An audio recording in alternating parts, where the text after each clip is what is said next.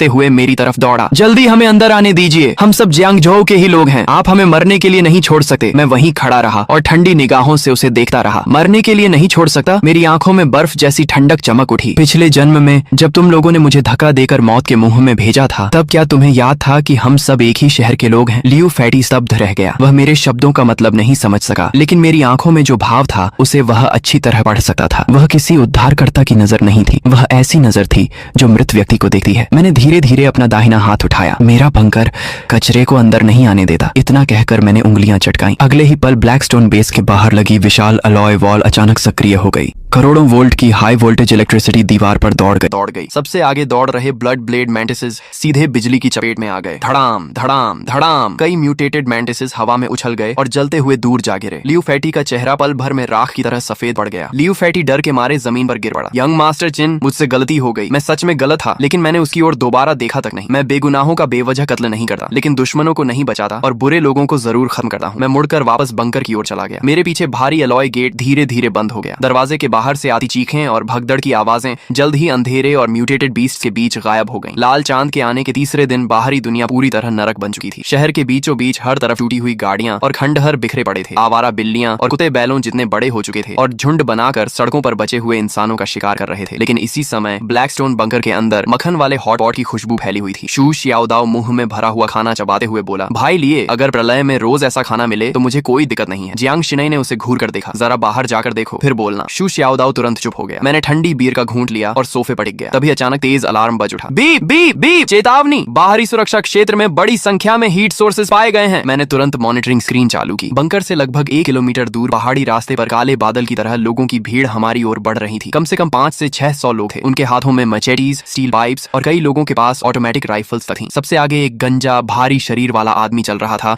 जिसके शरीर पर एक विशाल रक्तिम अजगर का टैटू लिपटा हुआ था। चिंगलोंग गैंग का सरगना लोंगवू। पिछले जन्म में यह आदमी अपने S rank blood Python totem के बल पर शुरुआती प्रलय काल में अत्याचार करता फिरता था। मुझे उम्मीद नहीं थी कि इस जन्म में वह सीधे मेरे बंकर पर नजर डाल देगा। स्क्रीन पर लोंगवू अपना विशाल चाकू कंधे पर रखे चिल्ला रहा था।